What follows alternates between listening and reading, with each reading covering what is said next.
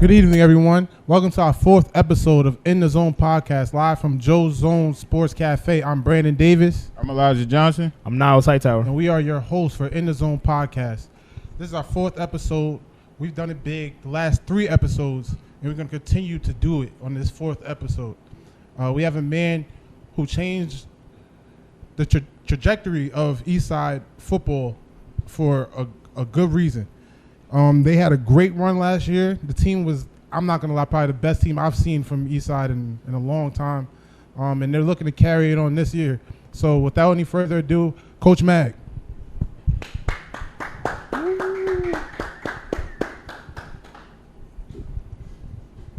What's up, Coach? How you feeling? I'm good. Thanks for having me.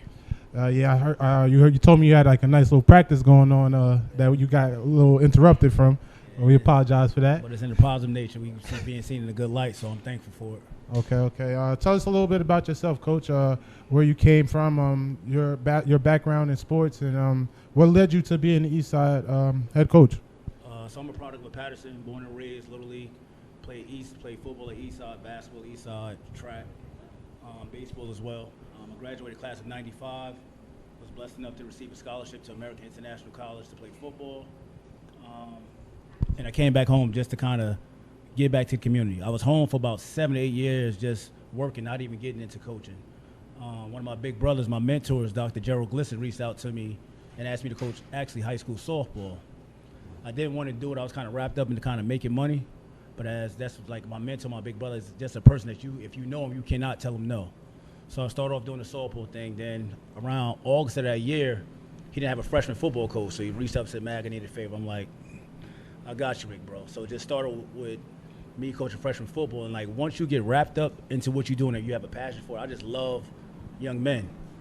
So I'm kind of trapped into coaching, you know what I'm saying? My professional life, I run a group home for at-risk youth in Patterson. I just love giving back to my community. And I love men who come from rough backgrounds because I feel as if my upbringing wasn't the best, but people invested a lot of time, effort, and raised me right. So I just want to return that favor. That's what's up. You say you went to American. Yeah, that's exactly why I brought the mic up too. Yeah, we're both AIC alum as well, so I just wanted to ask. You said class of '95, so yes, talk a little about. It's kind of off topic from Eastside, but talk a little bit about your college experience and going to Springfield, Massachusetts in the '90s, because I know how bad Springfield is now, so I can't imagine how bad it was in the '90s, and just your college experience. So, just community-wise, Springfield, Mass is like Patterson. So you get there, like the school is surrounded in a basically like a gated community. And socially, what was tough for me, I never was coached by a coach other than an African-American male. So it's kind of hard for me to adjust. Going there, being in a school that's diverse, it was kind of rough the first semester. My close friend, Morris McKenzie, is actually my defensive back coach, who you have on the show later, went to school with me. So that helped me kind of just working with people that weren't of my ethnicity. But it actually helped broaden my horizons because it worked professionally, me just adapting. You, coming from Patterson, we're not used to change. It's not easy. We have a fear of it, if it makes sense. Playing from a white coach, no disrespect, it was tough because you're held to a standard. Football becomes a business. And playing football here at Eastside, I was raised by Coach Davis, Barry Rosser, Mr. Wimberly. They held you to a high standard. It was tough love. But that kind of prepared me for the college life and it becoming a business. The head coach at the time was still Art Wilkins? Yes, sir. He for a long time. He was still telling stories about Appalachian State? Right. Was he always talking about Appalachian State? Yes, sir. Now, you said that you were coached by some legends. Mr. Rosser, we actually were coached by his son. And as you know, Coach Wimberly was actually our coach. Okay. So tell us a little bit about those are Patterson greats. Tell us about how they affected your coaching style and just affected your life in general. Just everybody who knows Mr. Rosser, you want to say discipline. I mean, till this day, I'm still scared of that man. Like, I saw him not too long, about 2 months ago. He shook my hand. I looked at him like, oh, here we go. But it's honestly just that tough love that he instilled, and we know that he cared for us. He stayed on your back, and he said to us one thing that I never forget. The minute that I stop coaching you is the minute I stop caring for you, and that would never happen. Now getting in a little bit into Eastside. When did you become the head coach at Eastside? This is my 4th season as being a head coach. Fourth season. And would you say how was it coaching last year? Because on the outside looking in, like I said, we're at a lot of your top games. We watched you guys. You guys really looked like a different Eastside. It was camaraderie. There was, like I said, I feel like it was a family vibe. We're from Hackensack. We were at that Hackensack game, and it was crazy to see because like it was like just so much joy and so much like just energy from Eastside. So just talk to us a little bit about changing the program around. I mean, most programs in any household, any organization is built off a structure. So I strive myself. I'm a disciplinarian one. I have a slight OCD, and I'm big on time management. So if you lead by example, peace will fall in place. So one of the things that I did when I got the job, and no disrespect to anyone who's no longer in the staff, we kind of had to clean house to find people that just not about coaching, who love our young men. Because if our kids aren't receptive to you, it means nothing. It means nothing coming from Patterson. You could be the best coach, X's and O's, football, you came from Notre Dame, but if you're not from here, you have to understand this to get the most out of your young men. And that's on and off the field.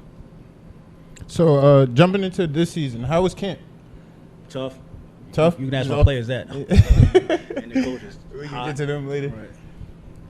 So I see that, was it the first game? You guys took a tough loss. Correct. It was like a 1-point loss, I believe. 1-point loss, yes, sir. 21 to 20? 21-20, yes, sir. Can you speak on that game? We gave that game away. I mean, some people may say that the officials took it. I don't make excuses for our team. We lost the game on the field. Towards the end, or correct? Just throughout the whole game? Throughout the whole game. Undisciplined. We had over 15 penalties. That's not going to get it done. It's not going to get it done. Yeah, never. You know what I mean? The play came down to about 30 seconds left in the game. I went for 2 because it was one of those situations that I felt we weren't going to get out of there alive if we left it into other people's hands, just being real. I understand. So I hate to open up healed wounds, but last season against Clifton, when the ball was on the 1-yard line, walk us through the emotion of being up the whole game, going into halftime, the energy. I was in the locker room with you guys. I felt the energy. It was amazing. Then going back into the second half and losing state championship hopes. The energy was good, but it wasn't where we needed to be. We weren't focused. We were partying, kids on their cell phones. I have coaches talking in the stands. And that's all on me. That's a managerial thing. You're coaching. You can't see everything that goes on around you. So the players didn't lose that game. Us as men and coaches lost that game. That's not on the kids at all. So this upcoming game, what's your focus? I know you guys are, of course, looking out to come with a victory, but you're facing a tough Clifton. They performed in our classic for sure. Okay. They did what they're supposed to do. What's your goals? My goal is to win. Of course, but like to stay disciplined, stay the course. I mean, our young men have to learn how to play through adversity. That's one of the things in getting this job and changing the culture we have to do. It's just not about football. Things get tough. Sometimes at home you don't eat. So when you become a man, you need to provide for your family. You don't make excuses. So we have to learn how to get tougher mentally. If you go down, that does not mean that the game is over. You fight until the end. And we want a brand of football that represents our town, and the Patterson is a tough town. Now, you said that you guys, a lot of your games that you guys lost, even last year, you guys were in the game. You know what I'm saying? It was like close games, and I feel like your players are battle tested. You have players with big Division I offers. You have players that are looking to be recruited. Are there any diamonds in the rough that you could speak on that are like that should be and make a difference on your team? So just going back to last year. Last year we lost 4 games by a total of 10 points. We played a season which we gave up 97 points for the entire season. So our focal point is everybody looks at the offense. That's not what killed our special team stunk. So we have to get better in that facet of the game. The football is 3 facets of the game: special teams, offense, and defense. Offensively, just historically at Eastside, we struggle. It just is what it is. But we know that we just want to be that team. If you give us that shot in that fourth quarter, that we're able to take that game, and we have to get over that hump. You guys have you brought up your offense, and you guys have probably, I think, is the most explosive quarterback for sure in North Jersey right now. Personally, I think so. Like I've seen him take it 80 yards twice in a game for he's just, And then talk to us a little bit about him, because he's definitely a difference maker anywhere that he is on the field. Because I know he plays corner too, right. But I just know him at quarterback that's dangerous no matter who you're playing. So before we get into it, is his main position quarterback or cornerback? His primary position is defensive back. He's projected to play DB at the next level. Okay. He's just an athlete. Yeah, for sure. Cornell's a young man that's like a lot of our players that is so gifted he doesn't know how good he can be. He needs to understand that he can take a game over at any given time. And it just comes back to him being so humble, where he wants to spread the ball. But he has to understand, like I told him the other day, you're the best athlete on the field. Show it. That light needs to come on. Now, another player that I want to touch on before we get out of here, there's a kid that was very, very close with Zone6ix last year. He I believe, I don't know what school he is attending now, but he had a twin brother.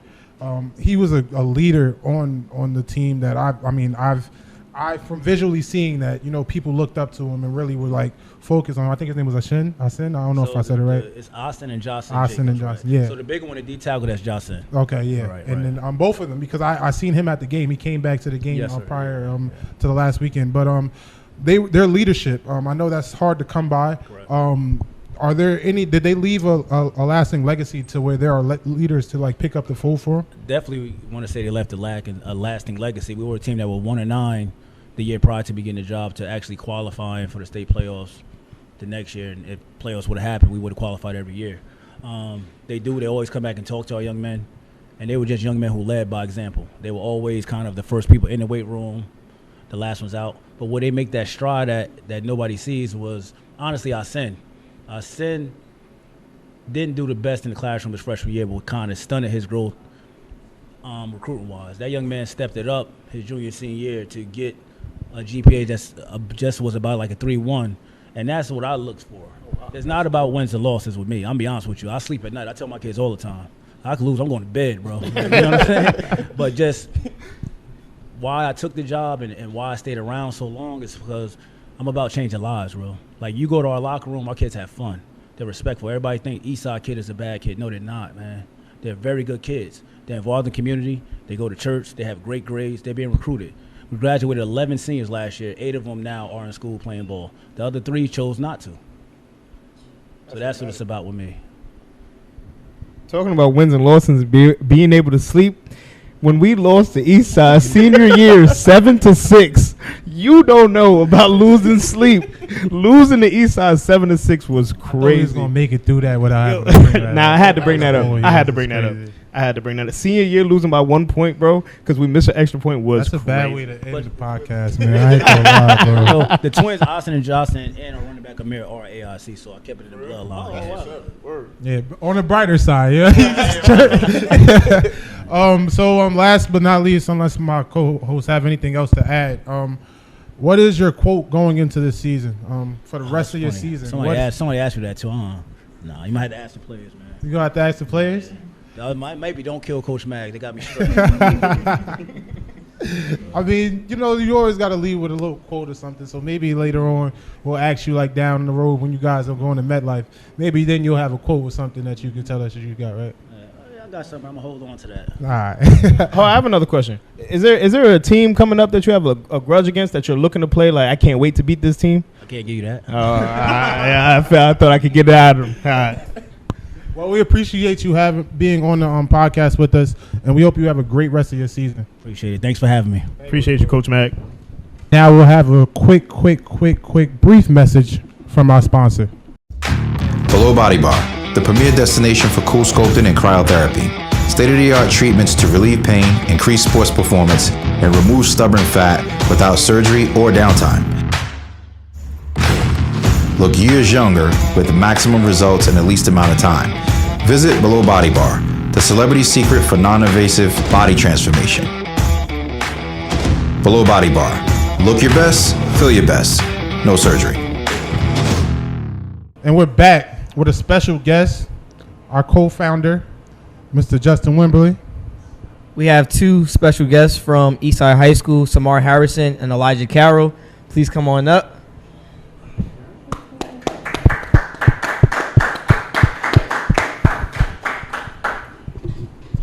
What's up, fellas? How y'all feeling? I'm good. How was practice today? You know what I'm saying? Coach Mack said, how was practice today? You know, it's the same thing we always do. It was cool, you know. Cool. All right. Yeah. Yeah, it was all right. Cool practice. So you guys are going into week 3. You're 1-1. What does this mean for you guys and for your teammates to play on a college campus? We're not really too worried about that. You know, we're just trying to go 1-0 every week, making sure we prepare this week for a good Clifton team that's coming up. Now, you don't have to hide it. You don't have to hide the feelings because when it comes to losing, I hate losing at anything. It doesn't matter what it is in life itself. So, of course, you guys have Clifton High School on Friday. For you, is this a game that's been circled on the schedule once the season, once the league actually put out the schedule? Like, is this a revenge game for you, the program, or do you look at this as just another game to try to go 1-0? Being the fact that, you know, it's just still regular season, it's just another game for us. You know, we know Clifton's a good team, but we're going to make sure we're better at the same time. I want to talk about your last game. Your last game you guys played. The defense was rocking. Defense was playing hard. The offense was coming together, but the defense was really like rocking. So can you touch a little bit about your defensive play and how your defense comes together? Because even last year the defense was spectacular in my eyes. So talk a little bit about that. We definitely lost a couple key pieces on defense from last year, but I wouldn't say we lost too much. So it's not nothing. The people that we got on defense now, it's not nothing we're not really too used to. So it's like it's the same thing that like we used to run last year. So we just everybody fell in place. We communicate. That's really it. Communication. Now, for both of you guys, you're playing both ways. This year, you're going into the season with a new offensive coordinator, Coach Jalen Willer. What has it been like work with him in a very small time frame coming into this season? Like, do you feel like the offense has the ability to be more explosive? Most definitely. I feel like we're a more depth and explosive offense from last year. The process, you know, the short process has been fun with Coach Willer, and yeah, we're gonna be scoring a lot this year, most definitely. Now, as far as you guys being seniors, as far as recruiting is going, do you feel like you're underrated where you feel like there's some schools that could get a diamond in the rough out of you guys? Or should I put it like this, do you think you're worth $200,000 to any college or university? Yeah, most definitely. I feel like every game this year we're the underdogs, you know, being the fact that we made it to the state championship last year, but we lost, you know. We definitely keeping our heads down and making sure we're the humble team going into this game. How about you? What you got to say about that?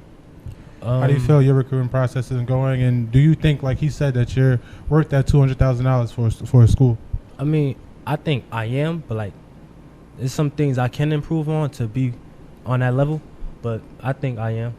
Self-awareness is a good thing. So the fact that you know that is great. So you keep pushing on that. Yeah.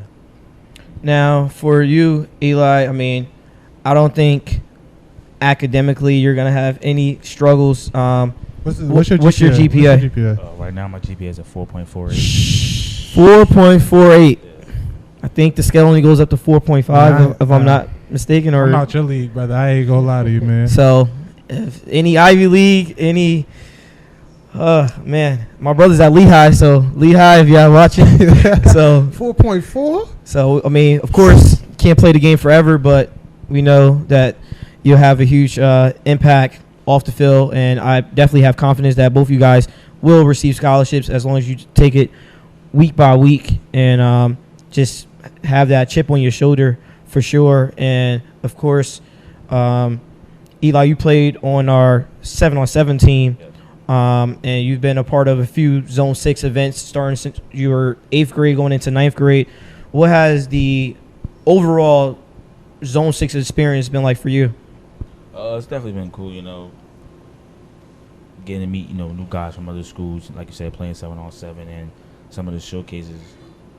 I just want to make sure, I get to show my abilities, and I thank Zone6ix for, being able to provide that platform for me, basically to show what I could do.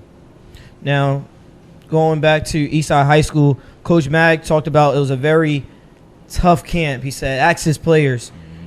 What was it like once June came, as far as when camp arrived in August? I know you guys can say pause, but yeah, what was it like this summer compared to maybe last year? Well, it was definitely tough. I know my teammate could tell you that it was definitely some long days out there. I mean, yeah, it was tough, but I personally think it was that tough due to the fact we did start a little later than what we usually do. So we had to catch up. We was playing a lot of catch up, so we had to work. So yeah, it wasn't just gonna be given to us. We had to work. Now, unfortunately, you guys are leaving after this season, right? Brand new stadium being built in Paterson, New Jersey, Hinchcliffe. There's a bunch of talk back and forth about who's the home team. Of course, I mean, it's on Kennedy's side of town, which is right down the street from their high school. I know some people saying let's keep it neutral since it's a brand new big stadium, which is big for the city, big for the youth. As far as having a voice right now and being on our platform, what are your thoughts as far as Eastside and Kennedy being able to play there in the 2023 season? Do you think it should be a split venue? Yeah, definitely. I think it should be a split venue for both teams to be able to play their home games. Play obviously Thanksgiving games there too. I am upset that I wouldn't probably be playing on that field, but yeah, I think it's cool that they're rebuilding it, and I think both teams should be able to play on it. Yeah, I feel the same way. I definitely do. I want to ask you personally, both you guys, about your coach. Coach says his fourth year coaching at Eastside, which would mean that he had you guys since you guys were freshmen. So I guess you guys would be his first, actual graduating class. So talk to us about how it is, going through the growing pains and getting to where you guys are now with your coach. Like, you guys did it at the same time. I'm pretty sure he's always going to remember you guys because you guys started off with him. So just talk a little bit about your coach and how he's impacted your lives. I mean, both of you guys. Not just Coach Max, but the whole coaching staff in general. I feel like I look at them as a father figure. So I learned a lot of stuff from them that my parents didn't teach me. So I feel like it's deeper than coaching. It's like they teach you how to be a man in the real world. So I appreciate them for that. Yeah, most definitely. I feel like these coaches have taught us a lot of things, not just about football, but outside of football. Being able to connect with our community is a big thing to me as of right now, and yeah, they've helped us with that a lot. Now, the last thing, I know we're going into week 3. It's your senior year. It's something that you never get back. So each week is basically your last week of high school football. As far as the senior class, or as far as the team goal, what is the team goal for this season besides taking things going 1-0 each week? So what are your overall goals? To me, I think it's communication. All of us being on the same page at the same time, being able to, audible calls. The coach gives us one call, but we see something we like and we all connect on that one call. I feel like our communication is the key thing this year. I think we just need to, as what Coach K would say, be a fist. We just gotta stick together, play together. I feel like if we play together, I personally think it's no team beating us. We just gotta play.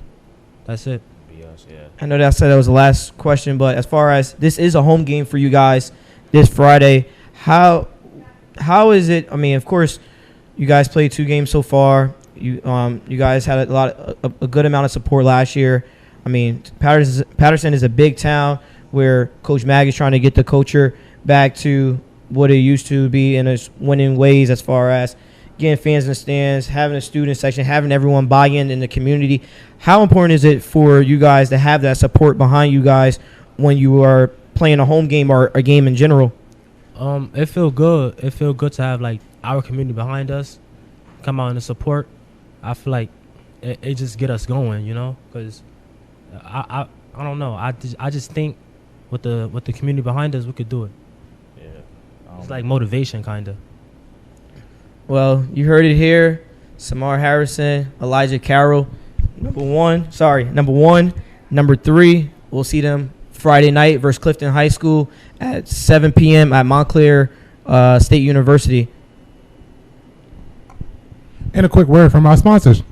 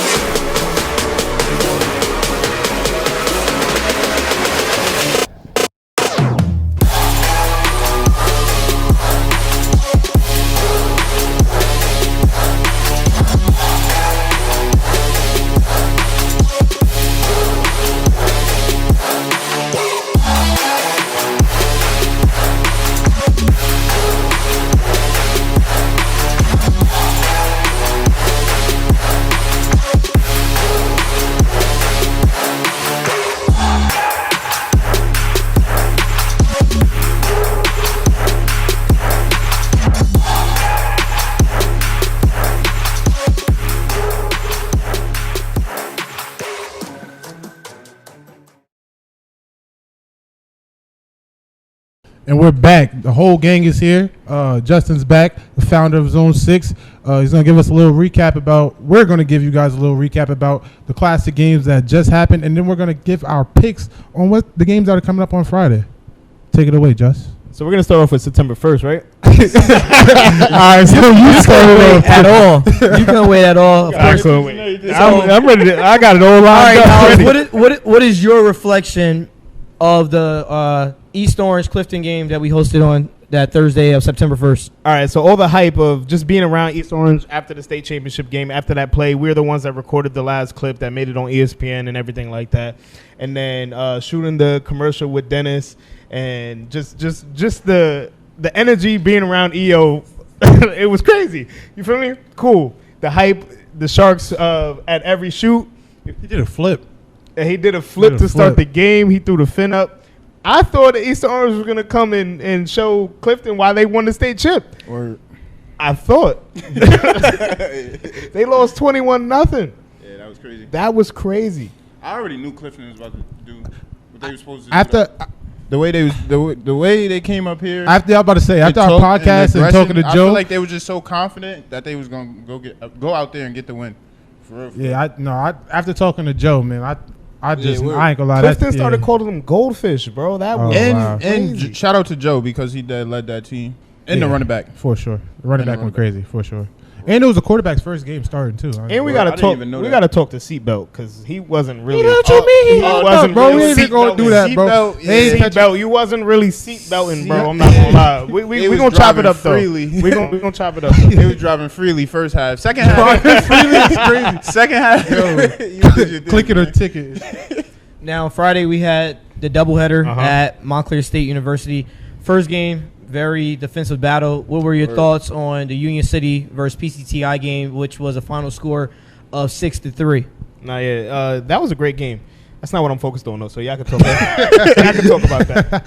I can talk. I thought it was a good defensive game, but I think what we said was kind of what came kind of true because the first couple of quarters, they were able to hit one of the twins. They kept hitting him, and you know he was going down, you know, and wasn't getting that many yards. But after halftime and after the third quarter and after it took a toll on him, and it just happened. Hey. So it was like, yeah, relax. That was crazy. But that's kind of what we predicted. We kind of predicted a defensive game. We didn't really know how these offenses would come out. But I guess just the better team won that day. Or let's get it, Nyles. Oh yeah, so the next game of that doubleheader. Nah, we're not on Sunday yet. That's still on Friday. Still on Friday. West Orange versus what was it? Montclair. Montclair, really good game. I mean, I like the game. I had people DMing me about that game. People that were watching from the live, people that were watching from the story. They were saying that it was an action-packed game. somebody was watching the story from the Union City game to the Montclair game, and they were saying how much more action-packed the second game was. It looked, the first game was more defense, but the second game looked like football. Yeah, So- we're- No, it was a lot of support. It was a lot of support, and we actually, our attendance record from last year was broken by the overall day. I think more people stayed for Oh, give us that number. over 4,000 people total. Oh, hey, give it up for 4,000. Yeah, so of course, I think last year people wanted to stay in the stadium to watch St. Peter's when they were number 2 team when they had to play West Orange. So I think people from the Union City and PCTI fan base just was like, all right, our team's played. Let's get up out of here. But if they would have stayed, they would have saw some really good football. Oh, yeah, we're not for going to sure. pass by that. Like, when we going, no. All right, number 2 went crazy. All right. Yeah, he What did. was Oh his my name? God. Board? West Orange, right? Sabor went Yo, crazy. Oh, no, yeah, West Orange number So, 2. Yes, he that, did. so Boyd went He's like that. crazy, and then it was the same thing like the PCTI game. The running back looked like he weighed 250. He running in, they couldn't tackle him after the fourth quarter. They just kept running in. He couldn't tackle him. They starting So- quarterback was out, by the way. So I don't know if most people realize that. I didn't realize that to the day of the game. He Yeah, didn't play the whole game. yeah, he had like an air cast on his wrist, so they actually had an athlete distributing the ball out to them. Bro, that's crazy. I think Montclair put up good of a fight. They though, put a good fight. Yeah, for sure. Like Yeah, how the way everything working out for the coaching and everything. Mhm, yeah, they So, definitely. I think yeah. they put up a good fight. Zone 6 Classic Sunday.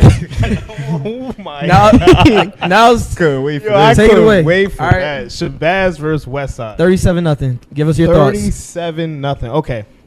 So, my boy Head Tap, he was on the podcast. Boy was suspended for the first quarter.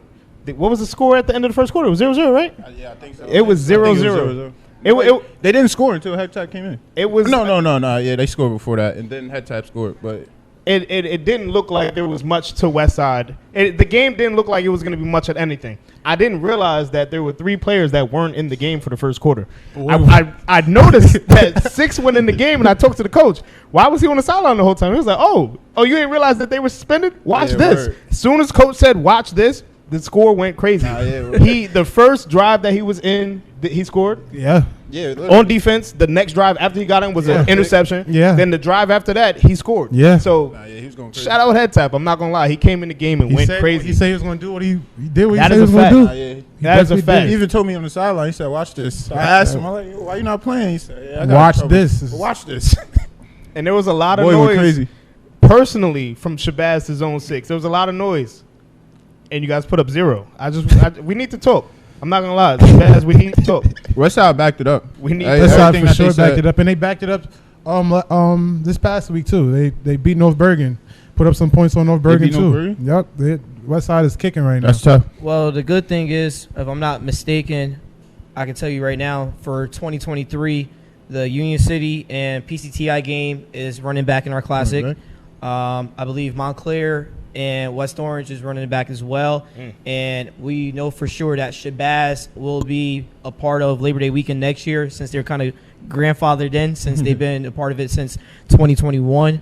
But definitely looking forward. Yeah, Coach, we gotta chop it up. Especially if you're coming back to another Zone 6 class, we gotta chop it up. Don't even say it. Before we go into our next segment, we're gonna have a quick break and a quick word from our sponsors.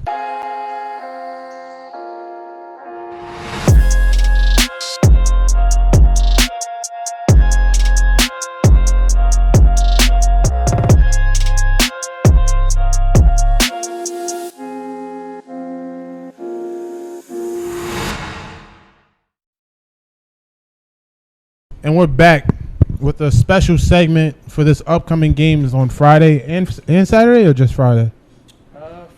Friday, and maybe some of the games may be played on Saturday, but this weekend's games. Yeah, we're gonna give you guys our pick because we think we're experts at this. So let's see how many we get right. We've been doing it for a while. All right, so we're You gonna said go. what? We've been doing it for a while. Yeah, we've been pretty good with our picks. Let's too. keep record. Let's keep Okay. track. So we're gonna go right So across. pick wisely. Clifton, I ain't gonna lie. So First We're not game. counting first week. Oh, that don't First count. game on the list for our picks: Seton Hall, who's home, versus Bergen Catholic, who's ranked number 1 in every poll in the state of New Jersey. I'm first. First pick. Who's your pick? Well, all right. I guess I'll be politically correct. I don't know how good Seton Hall preps O-line, because last year they had a good O-line. They had a great team last year, but this year I don't know how good their O-line is. I know the quarterback left. They might be rebuilding. And I'm not going to lie, I feel like this Bergen Catholic defense is better than the defense they had last year. And I personally say that because I feel like they're playing with not only like how they usually play, like they have great players, great talent. Their D-line, I think all of them have Division I offers. D-line is ridiculous. But I just think they have a different swag, them coming off of an undefeated season. So I feel like it's going to be a rout. I'm sorry, Seton Hall, but yeah, it's quiet. We got to put the logo of who we picked on the screen. With, just remember that. Bergen Logos. Catholic, Eli. Yeah, I'm going with Bergen Catholic. Their defense is crazy.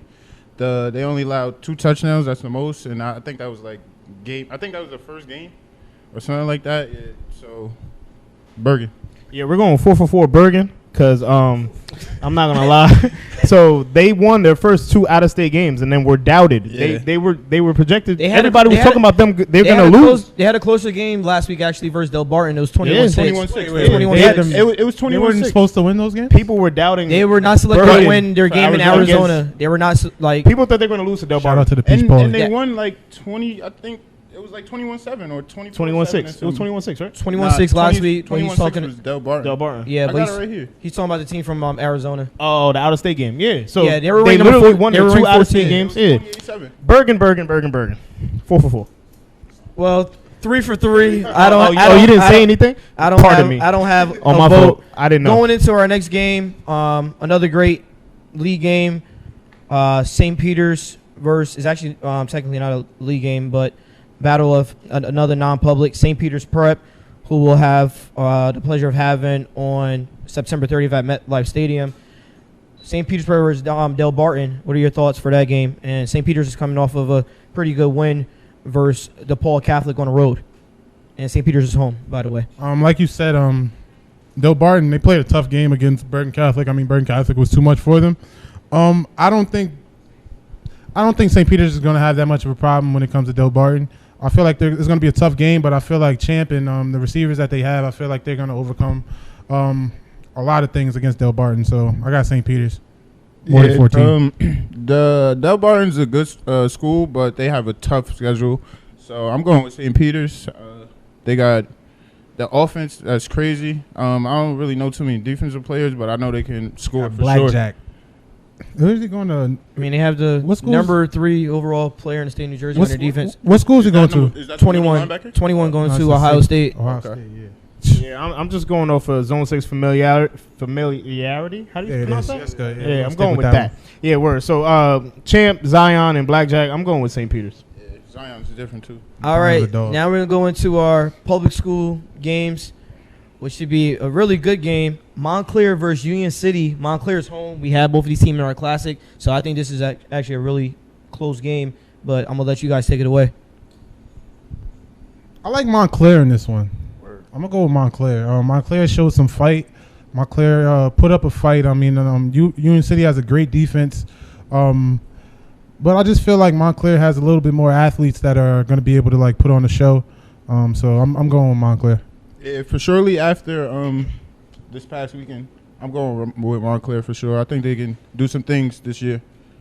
I don't know who number 2 is on Union City, but I think they're going to utilize him more against Montclair. I feel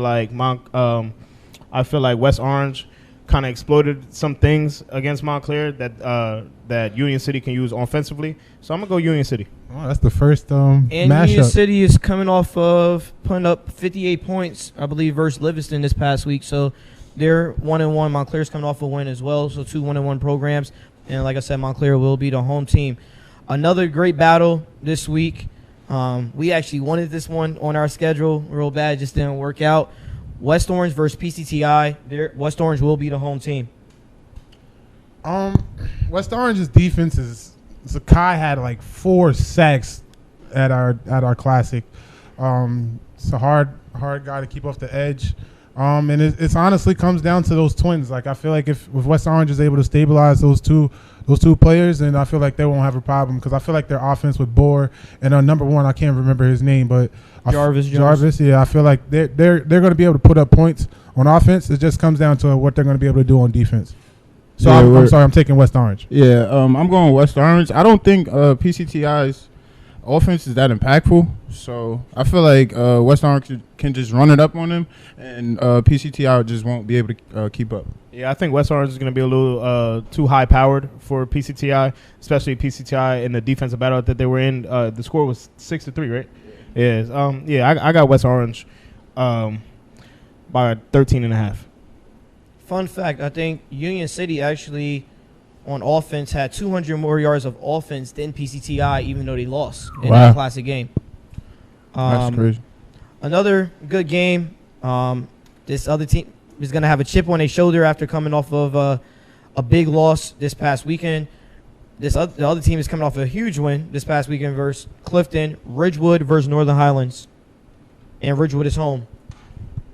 Oh, man, I hate Ridgewood. I'm not going to sit here and sugarcoat it. I hate them. I hate Ridgewood. But the wing T offense, if you're not disciplined, you're not going to beat them.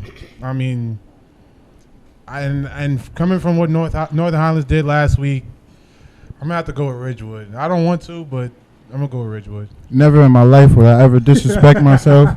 I'll never go with Ridgewood, so we're going Northern Highlands. I don't know too much about either team, but I'm with Sleaze. I'm never going Ridgewood. So Northern Highlands. Ridgewood. All right, so the school we graduated from Hackensack is 1-1, coming off a win versus Kennedy High School, I believe, by 14 points this past weekend. Hackensack versus Belleville. Hackensack is home this week. What are your predictions for Hackensack versus Belleville? Hackensack. Yeah, I'm going with Hackensack for sure. Hackensack. Yeah. All right, we're going to go to the next not really talking prediction. about that one. Westside, who we got to see, versus Orange High School.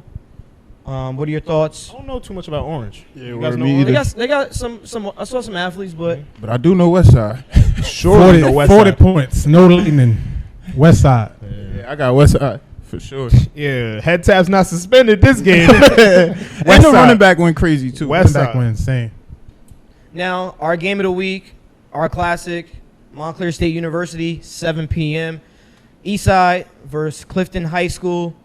Starring what you did. See, now, we talked to Joe, right? We talked to Joe. We seen Clifton. And Clifton's coming off a loss, by the way. Clifton's coming off a loss. Clifton played hard. But I went to the Eastside game, right?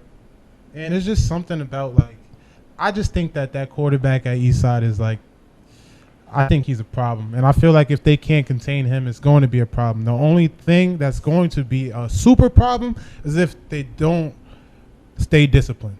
If they're disciplined, I think Eastside wins it. And I think I'm going to be undefeated for the week. So I'm just going to put that out there with my picks. So you're going with I'm Eastside? going with Eastside to round it off. You man. picked Ridgewood. I think I'm going to be undefeated for my picks. Yeah, Like, you tripping. come on. I think this game is going to come down to the end of the wire, like fourth quarter. Okay. Eastside, I feel like if you guys stay disciplined and do everything your coach told you to do, teach you to do, I think you guys can pull it off. But Clifton is a good team. They do have good players on their side, but I feel like you guys can do it for sure. So Eastside. I'm not picking Eastside just because they sitting right here. I'm playing. So I think it's going to be a battle because we saw these two teams play each other last year in the state playoffs. So Twice? We saw them play twice last year. I didn't see the first game. I saw the second game with the Bulls at the 1 yard line. Yeah. I wasn't at the first game, but I feel like it's going to be a tough battle. I like both teams. I'm not gonna lie. I gotta go Eastside though. I gotta go Eastside because And again, like you said, like the defense is rocking. I'm not gonna lie, the Eastside defense is rocking.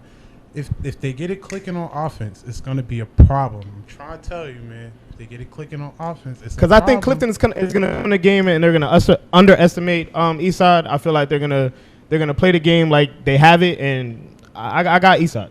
Well, we have Coach Jalen Willer here in the building. So I'm pretty sure he hears all the comments of the offense clicking for Friday. I'm pretty sure he's learned a lot from this past week versus Columbia, where we'll probably see some changes and see some things that we probably weren't expecting from them. I mean, it's going to be under the bright lights, college venue, Zone 6 atmosphere, which is different from your traditional game day. We'll have food vendors there. That's a fact. We'll have video games there. Can I make a bold prediction? And we'll have a lot of cameras out there too. Can I make a bold prediction? Yes. I think the quarterback's going to have over 100 rushing yards in the game.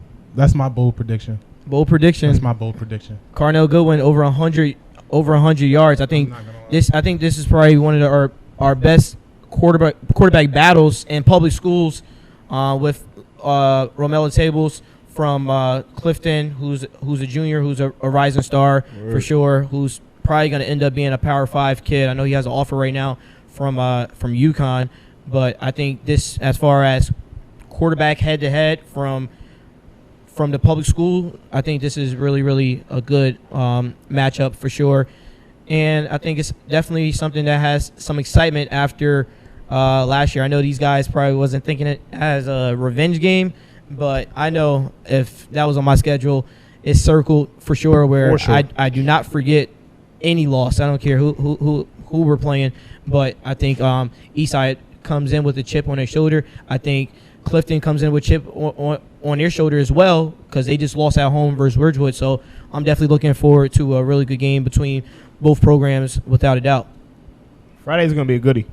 So make sure you get your tickets now. Eventbrite.com. They are $15 online right now, $20 on site the day of, and we have a clear bag policy. So this is the In the Zone podcast. I'm Justin Wimberly. Brandon Davis. Elijah Johnson. Now it's Hightower. See you next week.